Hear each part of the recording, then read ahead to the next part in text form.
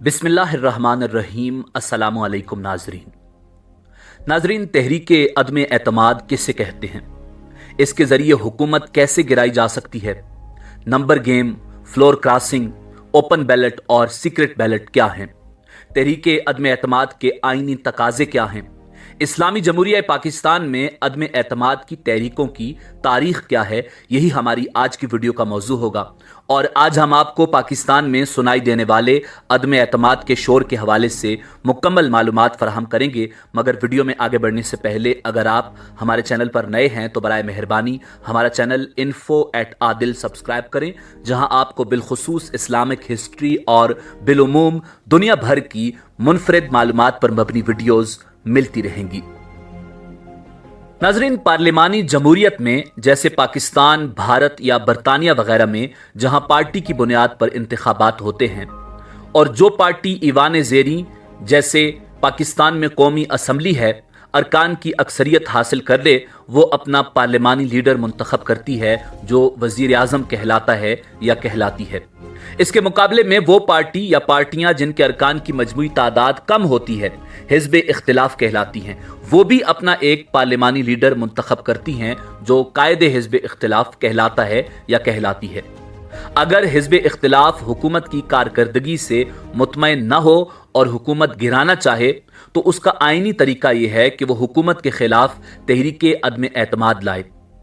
इन दिनों पाकिस्तान में यही हो रहा है कि हिज़्ब इख्तिलाफ की पार्टियां मुत्तहिद होकर हुकूमत के खिलाफ तहरीके अदम एतमाद मंजूर करवाने की कोशिश कर रही हैं, जिसके लिए आइन में बाकायदा एक तरीक़ाकार दर्ज है जिसके मुताबिक वज़ीर आज़म को उनके ओहदे से हटाने के लिए कौमी असम्बली के अरकान की मजमूई तादाद की सादा अक्सरियत दरकार होती है। यहां नंबर गेम की इस्तिलाह सामने आती है, यानी फरीकैन ये दावा करते हैं कि उनके पास अरकान की मतलूबा तादाद मौजूद है। इस वक्त पाकिस्तान में कौमी असम्बली के अरकान की कुल तादाद 342 है, जिसकी सादा अक्सरियत 172 अरकान की तादाद बनती है। नाजरीन, बुनियादी तौर पर तहरीक अदम एतमाद यानी मोशन ऑफ नो कॉन्फिडेंस से मुराद वो वोट या वो बयान है जो किसी सरकारी या तंजीमी ओहदेदार के खिलाफ दिया जाता है कि ये ओहदेदार मजीद इस ओहदे को संभालने के लायक नहीं। अदम एतमाद का इस्तेमाल अक्सर उस वक्त होता है जब कोई सरकारी या तंजीमी ओहदेदार कोई ऐसा कदम उठाए जो आइन, कानून और ज़ाब्ता अखलाक के खिलाफ हो। सरकारी तौर पर अक्सर तहरीक अदम एतमाद या अदम एतमाद बिल उस वक्त पार्लिमान में लाया जाता है जब कोई हुकूमती ओहदेदार कोई ऐसा कदम उठाता है जो आइन और कानून के खिलाफ हो या ऐसा कदम जिससे मुल्क की बदनामी और नुकसान हो। पार्लिमान में अक्सर अदम एतमाद का बिल हिज़्ब इख्तिलाफ की जानिब से पेश किया जाता है, जिस पर अरकान पार्लिमान अपना वोट देते हैं। अगर किसी विफाकी ओहदेदार को हटाना हो तो विफाकी कानून साज ईवानों यानी कौमी असम्बली या सेनेट में बिल पेश किया जाता है, और अगर सूबाई सतह पर किसी ओहदेदार को हटाना हो तो सूबाई कानून साज ईवानों में जैसे सूबाई असम्बली में बिल पेश किया जाता है। नाजरीन, ये कार्रवाई आइन की शिकों के तहत होती है। वो कौन सी शिकें हैं? आइनी उमूर के एक माहिर ममताज कानूनदान काजी मुबीन कहते हैं कि तहरीके अदम एतमाद की कार्रवाई आइन के आर्टिकल 95 और कौमी असम्बली के रूल्स ऑफ बिजनेस 2007 के रूल 37 के तहत होगी।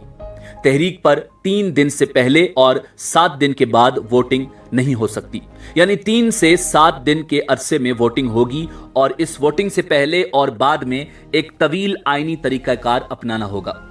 उन्होंने बताया कि रूल्स ऑफ प्रोसीजर के तहत तहरीके अदम एतमाद पर वोटिंग ओपन होती है। रूल्स के तहत सीक्रेट वोटिंग नहीं हो सकती क्योंकि तहरीके अदम एतमाद के लिए करारदाद का लफ्ज इस्तेमाल किया गया है और रूल्स ऑफ प्रोसीजर के तहत जो ज़ाब्ते बनाए गए हैं कौमी असम्बली में किसी भी करारदाद पर वोटिंग ओपन होती है। नाजरीन, अब बात करते हैं फ्लोर क्रॉसिंग की। आमतौर पर फ्लोर क्रॉसिंग का यह मतलब लिया जाता है कि अगर एक पार्टी के टिकट पर मुंतखब होने वाला कौमी असम्बली का कोई रुकन अपनी पार्टी से मुस्ताफी होकर किसी दूसरी पार्टी में शामिल हो जाए तो वो नाअहल हो जाएगा, यानी असम्बली की उसकी रुकनियत खत्म हो जाएगी। माहिरीन के मुताबिक आइन की दफात 62 और 63 और ان کی بعض ذیلی دفعات کے تحت اگر کوئی رکن اسمبلی وزیر اعظم یا کسی صوبے میں وزیر اعلیٰ کے انتخاب یا ان کے خلاف تحریک عدم اعتماد یا تحریک اعتماد اور آئینی ترامیم کے سلسلے میں اپنی پارلیمانی پارٹی کے فیصلے کے خلاف ووٹ دے، ووٹنگ میں حصہ نہ لے یا ووٹنگ کے دوران ایوان سے غیر حاضر رہے، تب بھی وہ نااہل ہو جائے گا اور اس کی رکنیت ختم ہو جائے گی۔ مگر اس سلسلے میں ایک دلچسپ بات یہ ہے کہ اپنی پارلیمانی پارٹی کے فیصلے کے خلاف ووٹ دینے کی پاداش میں اس کی رکنیت تو ختم ہو جائے گی، مگر جو ووٹ اس نے دیا ہے اسے درست مانا جائے گا اور اسے شمار کیا جائے گا۔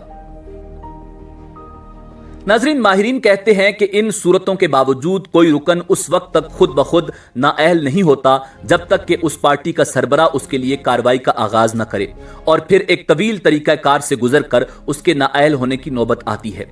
لیکن انہوں نے کہا، اگر موجودہ صورتحال کو پیش نظر رکھ کر یہ فرض کر لیا جائے کہ اپوزیشن کے دعوے کے مطابق وہ سرکاری پارٹی کے بعض اراکین کی مدد سے وزیر اعظم کے خلاف جنہیں ایوان میں سادہ اکثریت حاصل ہے تحریک عدم اعتماد منظور بھی کروا لیتی ہے، تو وہ ارکان نااہل ہو جائیں گے جنہوں نے اپنی پارٹی کے خلاف ووٹ دیا، اور اپوزیشن کی اکثریت پھر اقلیت میں بدل جائے گی تو وہ اپنا نیا وزیر اعظم منتخب نہیں کر سکے گی۔ ناظرین، ماہرین اس صورتحال میں یہ بھی کہتے ہیں کہ عام طور سے حکومتی پارٹی جسے تحریک عدم اعتماد کا سامنا ہوتا ہے وہ یہ طریقہ اختیار کرتی ہے کہ اپنے ارکان کو ایوان سے باہر رکھتی ہے اور اندر نہیں آنے دیتی، کہ نہ اندر آئیں گے اور نہ فلور کراس کریں گے، نہ مطلوبہ ارکان کی تعداد پوری ہو سکے گی اور نتیجتاً تحریک ناکام ہو جائے گی۔ اس نوعیت کے ہتھکنڈے دونوں جانب سے استعمال کیے جا سکتے ہیں۔ ناظرین، اب بات کرتے ہیں پاکستان میں عدم اعتماد کی تحریکوں کی تاریخ کی۔ اگر پاکستان کی سیاسی تاریخ پر نظر ڈالی جائے تو ان ادوار کو چھوڑ کر جب ملک میں فوجی آمریتیں رہیں، پارلیمانی جمہوریت کے ادوار میں اب تک کسی سربراہ حکومت کو اس آئینی طریقے کے ذریعے اقتدار سے محروم نہیں کیا جا سکا، اور یہ بات ہے بعض وزرائے اعظم کو دوسرے طریقوں سے اقتدار سے محروم کیا گیا، مگر پاکستان کے صرف 2 وزرائے اعظم کو عدم اعتماد کی تحریکوں کا سامنا کرنا پڑا، مگر دونوں نے اپنے خلاف اس تحریک کو ناکام بنا دیا۔ ناظرین، 1 نومبر سال 1989 کو اس وقت کی وزیر اعظم بے نظیر بھٹو کے خلاف تحریک عدم اعتماد لائی گئی جو 12 ووٹوں کی اکثریت سے ناکام ہو گئی۔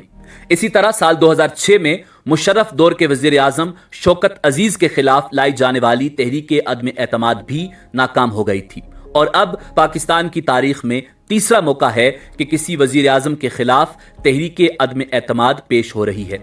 دیکھیں نتیجہ کیا نکلتا ہے۔ ناظرین، اسی امید کے ساتھ اجازت دیجیے کہ آپ کو ہماری ویڈیو پسند آئی ہوگی۔ ملتے ہیں بہت جلد ایک نئی تاریخی، تحقیقی اور معلوماتی ویڈیو کے ساتھ۔ دیکھتے رہیے info@adil۔ اللہ رب العزت آپ کا حامی و ناصر ہو۔